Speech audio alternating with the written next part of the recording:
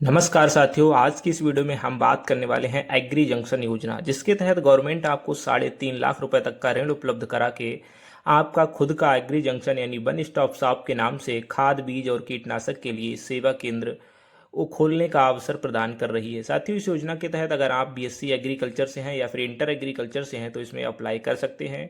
इसमें अप्लाई करने के लिए आपको जो है आवेदन बटन पर क्लिक करना है और यहाँ पर आवेदन योजना के लिए आवेदन करें, इस पर क्लिक करेंगे। क्लिक करते ही आपके सामने कुछ इस प्रकार के दिशा निर्देश खुल जाएंगे। यहाँ पर एग्री जंक्शन हेतु पात्रता, साथ ही पात्रता मापदंड, अगर आप 40 साल तक हैं तो फिर इसमें अप्लाई कर सकते हैं। साथ ही चयन प्रक्रिया और कुछ आवश्यक दस्तावेज जो आपको नीचे स्क्रीन पर दिखाई पड़ रहे हैं। आवश्यक दस्तावेज में आपको डीओबी के लिए या तो हाई स्कूल की मार्कशीट दे सकते हैं या फिर अपना जन्म प्रमाण पत्र दे सकते हैं। उसके बाद आपको अपना आधार कार्ड देना है और जाति प्रमाण पत्र यहाँ पर देना है। साथ ही बैंक पासबुक लगने वाला है, पैन कार्ड लगने वाला है और साथ ही आपको निवास प्रमाण पत्र देना होगा। एफिडेविट जो आपको यहीं पर मिल जाएगा वेबसाइट पर, जिसको आपको A4 साइज पेपर पर प्रिंट कर लेना है और अपने हस्ताक्षर और बेसिक डिटेल के साथ भर करके अपलोड करना पड़ेगा। और साथ ही आपको हाई स्कूल की मार्कशीट लगने वाली है शैक्षिक योग्यता के लिए। इंटरमीडिएट एग्रीकल्चर की मार्कशीट यहाँ पर आपको देनी पड़ेगी और साथ ही आपको ग्रेजुएशन और जो कि कृषि के सब्जेक्ट में होना चाहिए। अगर आप इतनी एलिजिबिलिटी रखते हैं तो फिर आप इसके लिए पात्र हो जाते हैं। साथियों, यहाँ पर आप सैंपल एफिडेविट का डाउनलोड कर सकते हैं, जो आप यहाँ पर देख रहे हैं शपथ पत्र। इसमें आपको जो है अपना नाम, पता, उम्र, बेसिक सी डिटेल है यहाँ पर डाल के और अंत में नीचे आपको शपथी के जो है साइन करने हैं और साथ ही वहाँ पर डेट डालनी है। और इसके बाद दिया है आवेदन जमा करने के बाद आपको लॉगिन करना होगा और सभी आवश्यक दस्तावेज अपलोड करने होंगे। अंत में आवेदन को आगे बढ़ाने के लिए जिला स्तर के अधिकारियों को आवेदन भेजने के लिए अंतिम सबमिट बटन पर क्लिक करना होगा, तभी आपके आवेदन को जो है अगले स्तर पर विचार किया जाएगा। साथ ही आई एग्री बटन पर क्लिक करके आप अपने फॉर्म में आगे बढ़ सकते हैं। सबसे पहले आपको एप्लीकेंट का नेम दर्ज करना है, उसके बाद एप्लीकेंट का नेम हिंदी में दर्ज करना है। साथ ही उसके फादर का नेम, अगर एक महिला भर रही है तो उसके पति का नाम एंटर करना है। और फिर पिता का नाम या फिर पति का नाम हिंदी में, साथ ही डीओबी और जेंडर को सिलेक्ट करते हुए मोबाइल नंबर, ईमेल आईडी को दर्ज करेंगे। ओटीपी भेजें बटन पर क्लिक करेंगे। तो चलिए इतना करके हम आगे बढ़ते हैं। तो जैसा कि ओटीपी भेजें बटन पर क्लिक किया तो हमारे पास मोबाइल नंबर पर एक ओटीपी आ गया है और ओके बटन पर सबमिट करेंगे और नीचे यहाँ पर कॉलम में आपको ओटीपी दर्ज करना है। तो चलिए ओटीपी दर्ज करके सत्यापित करें बटन पर आपको क्लिक करना है। सत्यापित करें बटन पर क्लिक करते ही आपका मोबाइल नंबर वेरीफाइड हो जाएगा। और अब स्क्रॉल डाउन करके थोड़ा सा नीचे बढ़ेंगे तो आपके सामने स्थायी पता यानी कि परमानेंट एड्रेस फिल करने का ऑप्शन आएगा, जिसमें कंट्री और स्टेट आपको ऑलरेडी भरा हुआ मिल जाएगा। उसके बाद आपको अपने डिस्ट्रिक्ट का सेलेक्ट करना है। डिस्ट्रिक्ट सेलेक्ट करने के बाद आपको अपना ब्लॉक सेलेक्ट करना है। ब्लॉक सेलेक्ट करने के बाद आपको अपने विलेज यानी गांव का नाम एंटर करना है। गांव दर्ज करने के बाद आपको पता, जो अगर आपका कुछ इससे मैच नहीं हो रहा है तो इसमें भी आप एंटर कर सकते हैं। कुछ अपने शब्दों में एड्रेस को यहाँ पर दर्ज करने के बाद आप अपना पिन कोड यहाँ पर दर्ज करेंगे। पिन कोड दर्ज करने के बाद यहाँ नीचे देख रहेंगे प्रस्तावित व्यवसाय का पता। अगर आपका बिजनेस इसी एड्रेस पे रहने वाला है यानी दुकान आप इसी एड्रेस पे रखने वाले हैं तो इस कॉलम पे आपको टिक कर देना है। और अगर कोई दूसरा एड्रेस है तो फिर आपको यहाँ टिक नहीं करना है, तो उस दूसरे एड्रेस को यहाँ पर एंटर कर लेंगे। तो मेरा जैसा कि सेम रहने वाला है, स्क्रॉल डाउन करके तो मैं आगे बढ़ जाता हूँ। अब अपनी कास्ट यानी जाति को सेलेक्ट कर लेना है और जाति प्रमाण पत्र संख्या को यहाँ पर एंटर कर लेना है। जाति प्रमाण पत्र संख्या और जाति प्रमाण पत्र का आवेदन संख्या यहाँ पर आपको दोनों दर्ज करने हैं। तो चलिए प्रमाण पत्र क्रमांक और आवेदन क्रमांक दोनों को दर्ज करने के बाद यहाँ आपसे नीचे पूछ रहा है कि भूमि का क्षेत्रफल हेक्टेयर में अगर आपके पास है। अगर भूमि आपके नाम पर है तो यहाँ दर्ज कर दीजिए, नहीं है तो इसको आप ब्लैंक छोड़ सकते हैं। इसके बाद आपको अपना पैन नंबर दर्ज करना है। पैन नंबर दर्ज करने के बाद बैंक का नाम, जहां से ऋण आप लेना चाहते हैं, जिस बैंक से आप अपना लोन लेना चाहते हैं उस बैंक का यहां पर आप अपना नाम दर्ज करेंगे। उसके बाद आप नीचे देख पाएंगे बैंक का विवरण। तो जिस बैंक में आप लोन कराना चाह रहे हैं उस पासबुक को ले लीजिए अपने साथ और बैंक का नाम दर्ज कीजिए। साथ ही शाखा यानी ब्रांच कहाँ पर है तो उसका एड्रेस यहाँ पर नोट कर दीजिए। और साथ ही ब्रांच कोड जो आपको आईएफएससी कोड के न्यूमेरिक नंबर होते हैं उनमें मिल जाएगा लास्ट में, और उसके बाद आईएफएससी कोड यहाँ पर दर्ज करना है। ब्रांच कोड आपको पासबुक पे भी मिल जाएगा तो वहाँ से आप डाल सकते हैं। उसके बाद आईएफएससी कोड एंटर करेंगे और साथ ही आपको अपना बैंक अकाउंट नंबर यहाँ पर एंटर कर देना है। बैंक अकाउंट नंबर एंटर करने के बाद अभ्यर्थी का फ़ोटो यहाँ पर अपलोड करना है। तो एक पासपोर्ट साइज़ फ़ोटो यहाँ पर आपको ले लेना है और उसको यहाँ से कुछ इस प्रकार से सेलेक्ट करते हुए और सेव बटन पे क्लिक करेंगे तो ये ऑटोमेटिक जो है अपलोड हो जाएगा। तो यहाँ पर साथियों देख सकते हैं, यहाँ पर नोटिस आ गया है कि आपका आवेदन जमा कर दिया गया है, हमें आवेदन संख्या मिल चुकी है। लॉगिन की जानकारी हमारे पंजीकरण नंबर पर भेज दी गई है, कृपया अपना आवेदन पूरा करने के लिए लॉगिन करें। तो आवेदन जमा करने के बाद आपको लॉगिन करना होगा, अपने सभी दस्तावेज अपलोड करने होंगे। जब आप अपने दस्तावेज अपलोड कर देंगे तभी आपका आवेदन अगले स्तर पर विचार करने के लिए मान्य होगा। अगर आपने यहाँ छोड़ दिया तो आपका जो है छोड़ दिया जाएगा। तो लॉगिन बटन पे क्लिक कर लेते हैं। लॉगिन बटन पर क्लिक करने के बाद हमारे पास एक पेज मिल जाएगा जिसमें हमारे मोबाइल नंबर पर यूज़र नेम और पासवर्ड सेंड किया गया है। तो हम यहाँ पर अपना यूज़र नेम एंटर कर लेते हैं, साथ ही अपने पासवर्ड को एंटर कर लेंगे जो हमारे मोबाइल नंबर पर आया है। पासवर्ड एंटर करने के बाद फाइनेंशियल ईयर आपसे पूछ रहा है, तो यहाँ पर आपको 2026 और 27 के लिए करना है और साथ ही दिया गया कैप्चा इस बॉक्स में एंटर करेंगे।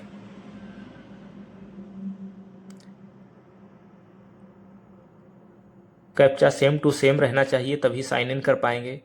तो हमने कुछ इस प्रकार से कैप्चा को एंटर कर लिया है और साइन इन बटन पर क्लिक करेंगे। साइन इन करते ही हम डैशबोर्ड में लॉगिन हो जाएंगे। आप स्क्रीन पर देख सकते हैं हमारे सामने हमारा डैशबोर्ड ओपन हो चुका है, जहां पर हमें शो हो रहा है मिसिंग एजुकेशन डिटेल। ठीक है, तो यहाँ पर हाई स्कूल और इंटरमीडिएट की अभी हमें डिटेल एंटर करनी है। साथ ही आधार कार्ड और जो भी दस्तावेज हैं वो सारे हम यहाँ पर हमको अपलोड करने हैं, जिसमें आधार कार्ड है, एफिडेविट है, बैंक पासबुक है, कास्ट प्रमाण पत्र है, डीओबी है, हाई स्कूल है, डोमिसाइल सर्टिफिकेट है और पैन कार्ड है। इतने दस्तावेज आपको तैयार करके रख लेने हैं पीडीएफ फॉर्मेट में, जो कि अभी हम यहाँ पर अपलोड करने वाले हैं। तो फॉर्म में आप देख सकते हैं आवेदन की स्थिति इन प्रोग्रेस दिखा रहा है। आप यहाँ से अपने फॉर्म को ओपन करके देख सकते हैं व्यू बटन पर और अभी एडिट भी कर सकते हैं। इसके बाद चलिए हम यहाँ पर आवेदन दस्तावेज अपलोड करें। ठीक है, इस बटन पर क्लिक करेंगे और दस्तावेज अपलोड पर क्लिक करते ही आपके सामने अपलोड डॉक्यूमेंट का सेक्शन खुल जाएगा। यहाँ पर हमें सबसे पहले डीओबी सर्टिफिकेट या फिर हाई स्कूल की मार्कशीट अपनी आयु प्रमाण पत्र के रूप में देनी है। टिप्पणी रिमार्क में अगर आप कुछ लिखना चाहते हैं तो लिख सकते हैं, अन्यथा इसको ब्लैंक छोड़ दीजिए, कोई ज़रूरत नहीं है। और साथ ही हाई स्कूल की मार्कशीट को हम यहाँ से अपलोड कर लेंगे पीडीएफ फाइल में।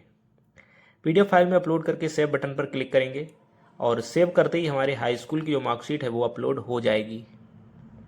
तो देख सकते हैं हाई स्कूल की मार्कशीट कुछ इस प्रकार से अपलोड हो चुकी है और यहाँ पर अभी हम कास्ट सर्टिफिकेट को सिलेक्ट कर लेते हैं और अभी यहाँ से अपना कास्ट सर्टिफिकेट कुछ इस प्रकार से अपलोड कर लेते हैं।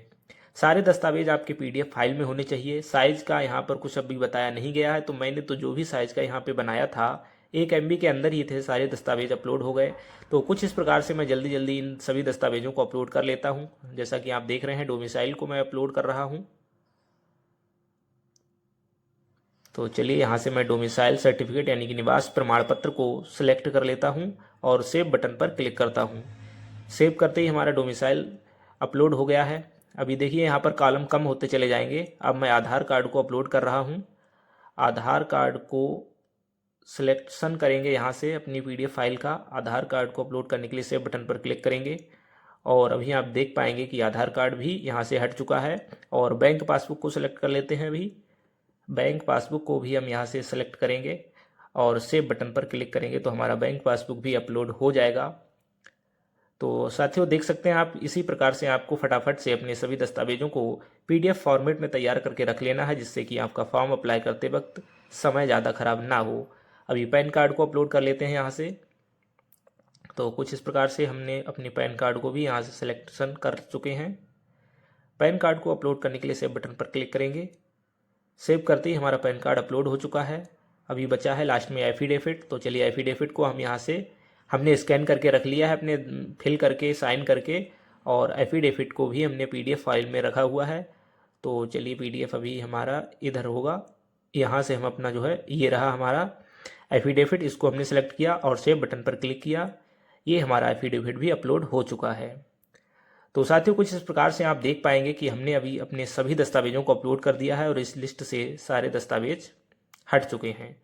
और नीचे में आप देख पाएंगे ये पूरी लिस्ट आ गई है अपलोड किए गए दस्तावेजों की सूची, जहां पर DOB certificate, caste certificate, domicile, Aadhaar copy, bank passbook, PAN card और एफिडेविट, इतने दस्तावेज अपलोड करने के बाद आपको नेक्स्ट बटन पर क्लिक कर लेना है। अगर नेक्स्ट बटन यहाँ से ओपन नहीं हो रहा है तो सीधे आपको सिंपल एक के बारे में अपनी प्रोफाइल में जाकर के लॉग आउट कर लेना है।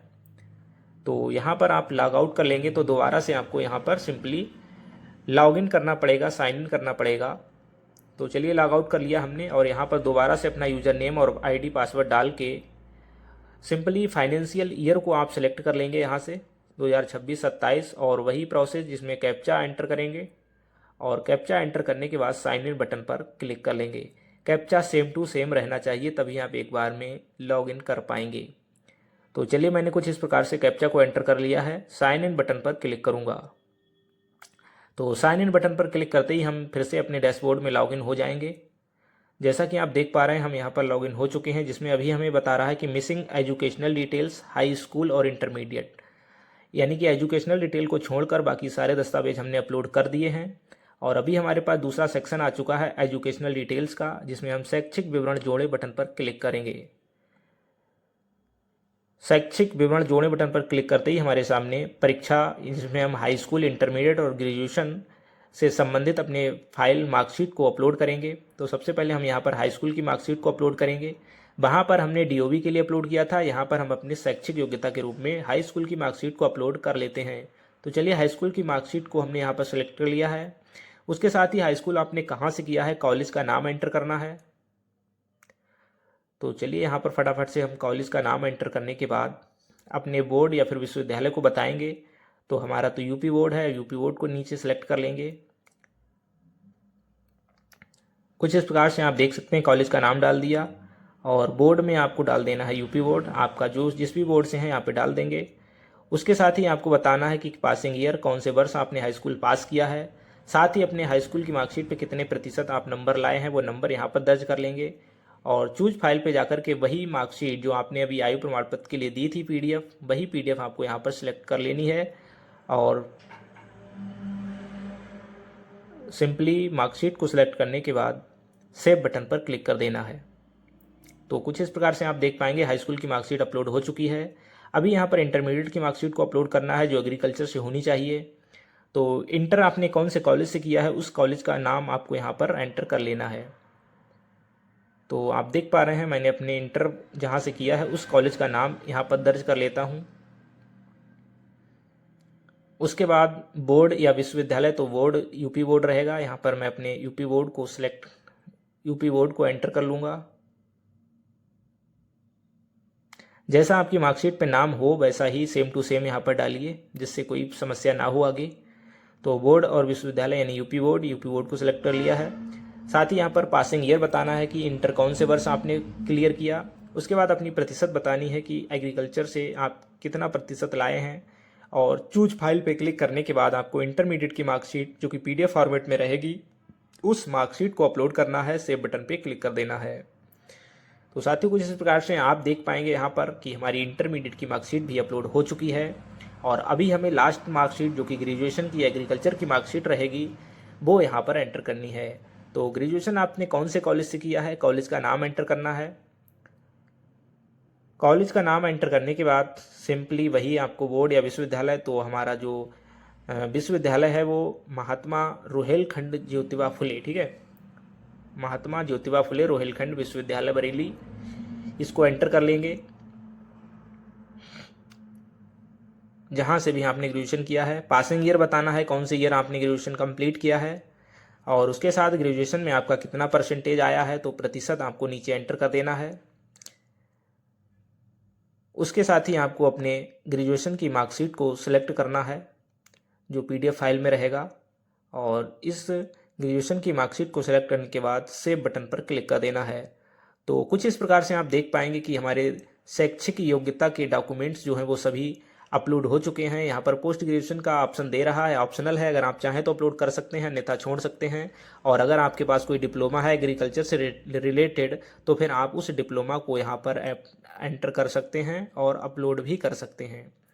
तो चलिए, मेरे पास तो बीएससी एग्रीकल्चर है तो मैंने केवल मार्कशीट यहाँ पर आप देख पाएंगे इंटरमीडिएट, ग्रेजुएशन और हाई स्कूल तीनों को अपलोड कर दिया है।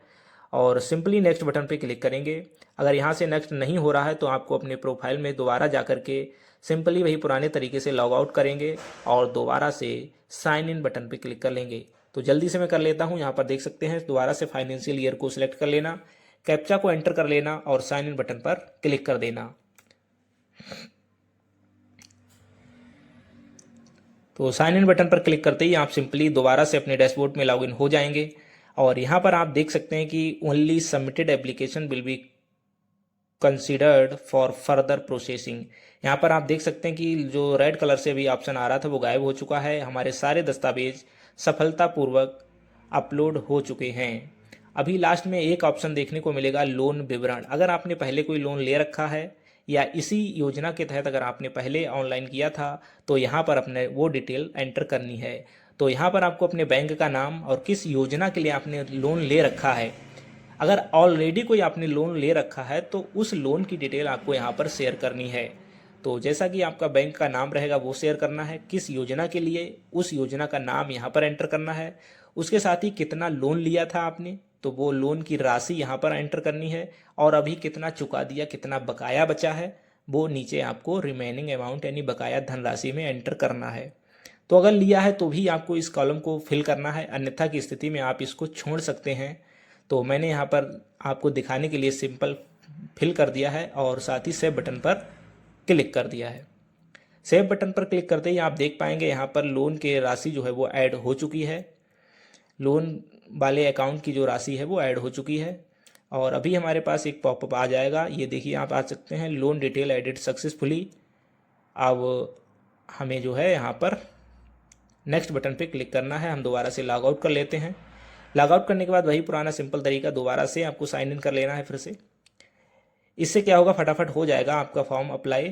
तो हम कैप्चा फिल करने के बाद दोबारा से साइन इन करते हैं और हमारा जो है लास्ट स्टेज अब फॉर्म को सबमिट करना रह गया है बस। हमारा फॉर्म ऑनलाइन कंप्लीट हो चुका है। यहाँ पर आप व्यू बटन पे क्लिक करके अपने फॉर्म को देख सकते हैं। अगर कोई मिस्टेक है तो अभी एडिट कर पाएंगे, अन्यथा की स्थिति में सबमिट होने पर आप फॉर्म को दोबारा से एडिट नहीं कर पाएंगे। तो एक बार फॉर्म को अच्छे से चेक कर लीजिए। उसके बाद सबमिट एप्लीकेशन जो आपको रेड कलर में दिख रहा है इस पर आपको क्लिक कर देना है। सबमिट एप्लीकेशन पर क्लिक करते ही आपके पास एक पॉपअप आएगा, कंफर्म करने को बोलेगा, यस सबमिटेड कर दीजिए और ओके बटन पर क्लिक कर दीजिए।